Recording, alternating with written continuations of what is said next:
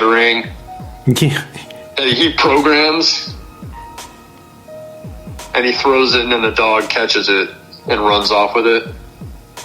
Yeah, but the way that they just stop the scene to focus on the dog, and they just go back to the fighting. It's a great cue for sure. It's a really funny scene. Where do we go next? So while that's happening, Catwoman goes to the department store, the Shrek's department store. Okay. And is running around in there. And then there's a really great scene between DeVito and Keaton and their respective characters, where Batman comes across Cobblepot standing on the street, and he asks him, "Oh, are you admiring your handiwork?" And Cobblepot says, "Oh no, I'm just touring the riot scene and want to make sure that everything is okay." And there's this really good exchange between them where they're kind of calling each other out, almost like having this dick measuring contest. And then while they're doing that, here comes Selina as Catwoman, doing gymnastics through the street, and she comes right up to them, and they're both staring at her because they don't know what to make of her. And she has that great shot where she stops and sees them, says meow, and then the store blows up behind her. Yeah, that's a great shot. And then Cobblepot kind of takes off, and he's like, "I saw her first." Yeah, and he has the cool umbrella that turns into like a little helicopter. Yeah. And he takes off. Catwoman climbs up the building. Batman goes after her, and they end up fighting on the rooftop. And then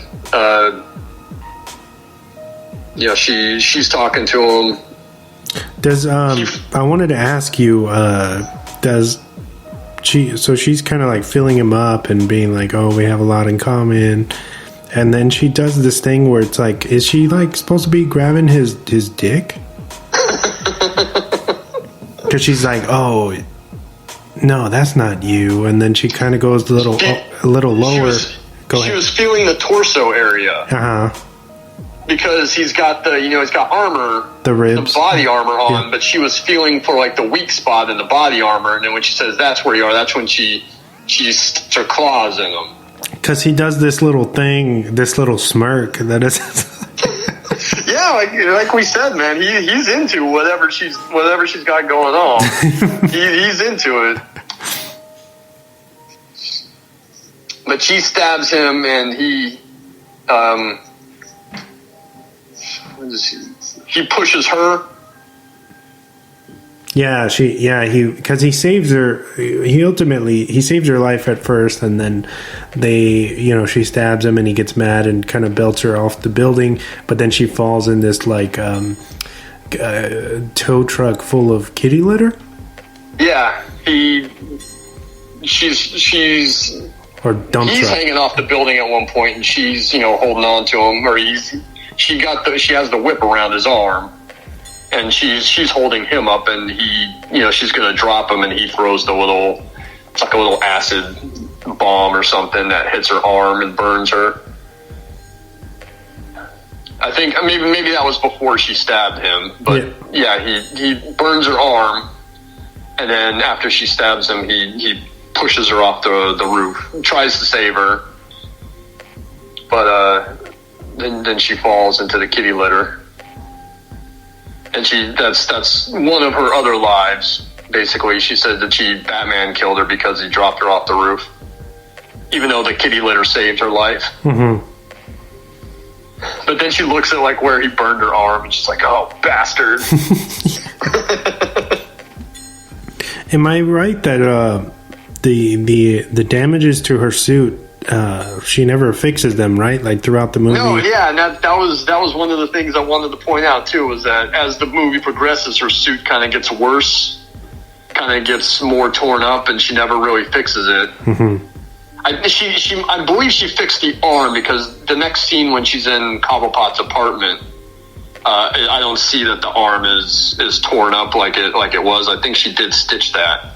But if you notice when she's laying across the bed, there's like a There's a slight cut in her leg, and then in one of her arms. They're very, very small. I think her cowl has a tear in it by now, too. Mm-hmm. Yeah, but the suit gets worse for wear as the movie progresses. And then, the stitching is all hanging off of it. Mm-hmm. I think I read that the stitching is just, it's not even real. It's just made to look like she tethered it together. Well, it's cool when you see her stitching it after she gets pushed out the window by Shrek. She's got the really thick thread that she's using. And I really liked it. I thought seeing like the almost like Frankenstein monster stitches Mm-hmm. around the various parts of the suit were really cool. Yeah, it gives it this kind of DIY aesthetic that it just works, and I think that's a lot. Has like her look. I think is why you said that she's one of the stronger parts of this film. Yeah, that real distinct Catwoman outfit that she has, which is it's different from all the other Catwoman outfits.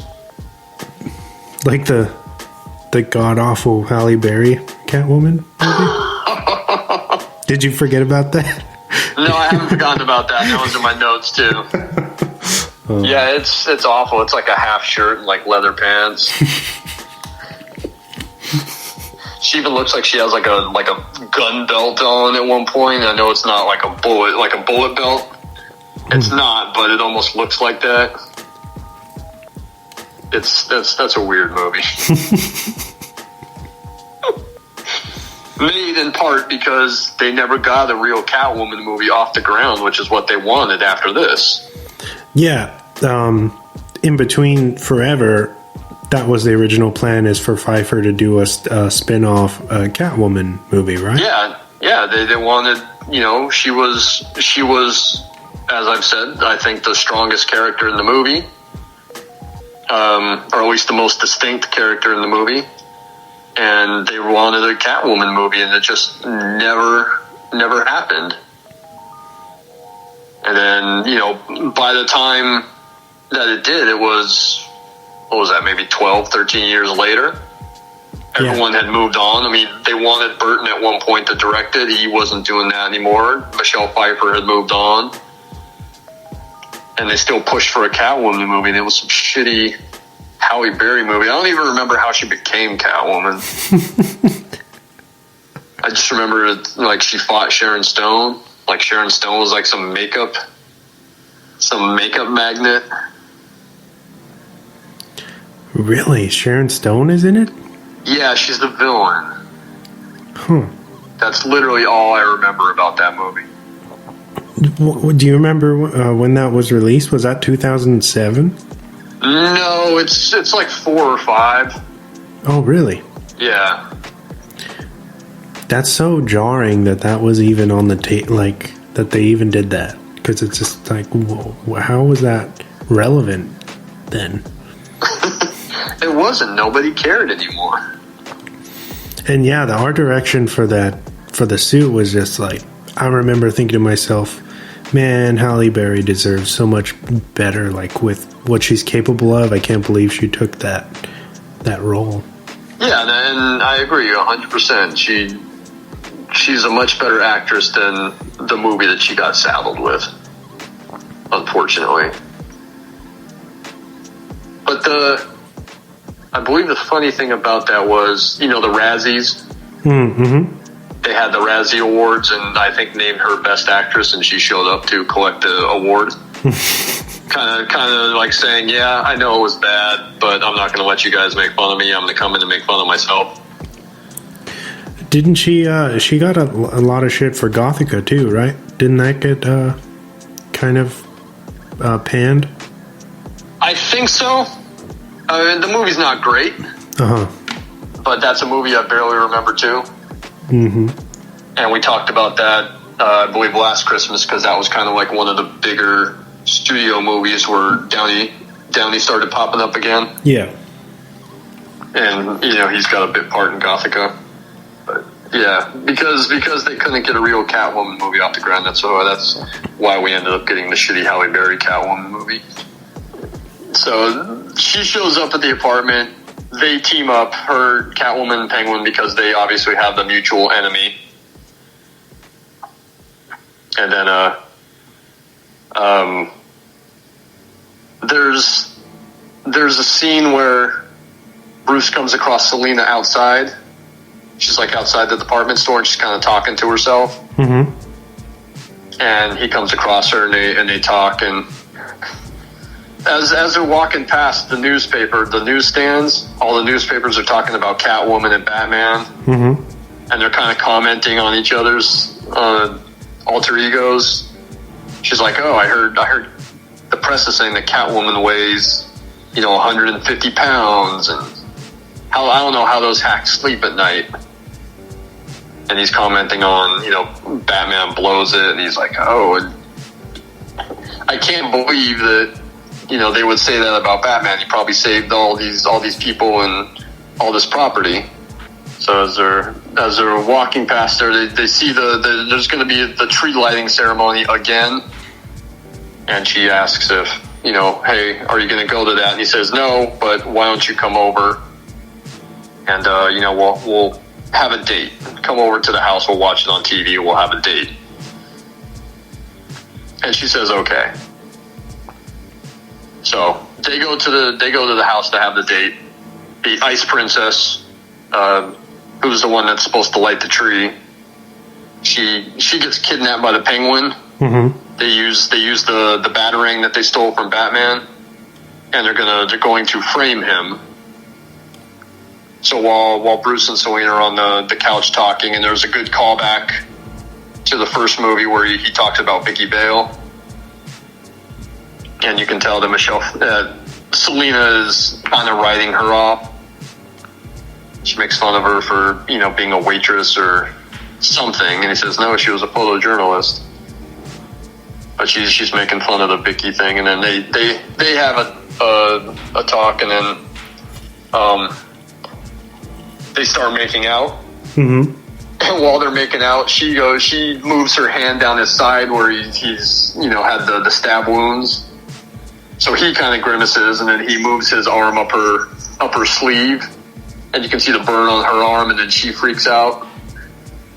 So they almost discover who they are just by accident. That's when they see the news story about the kidnapped Ice Princess.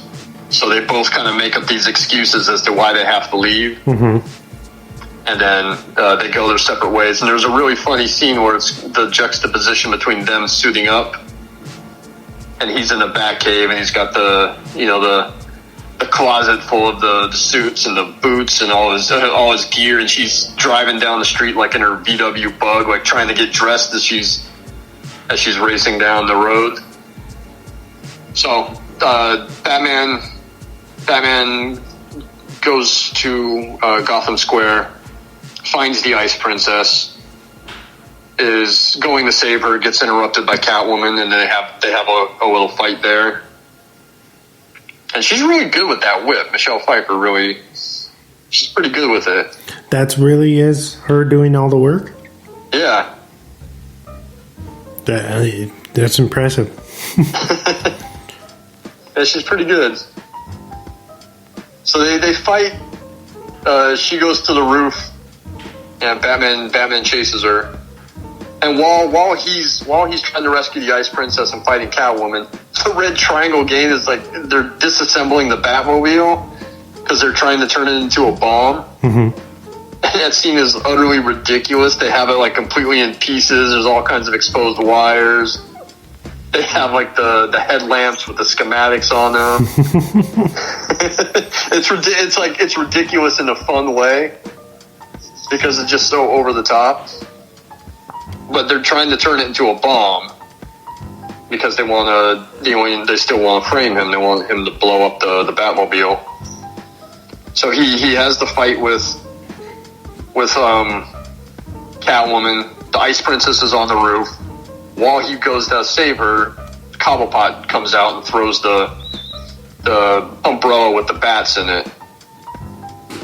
and the bats scare the ice princess and she falls off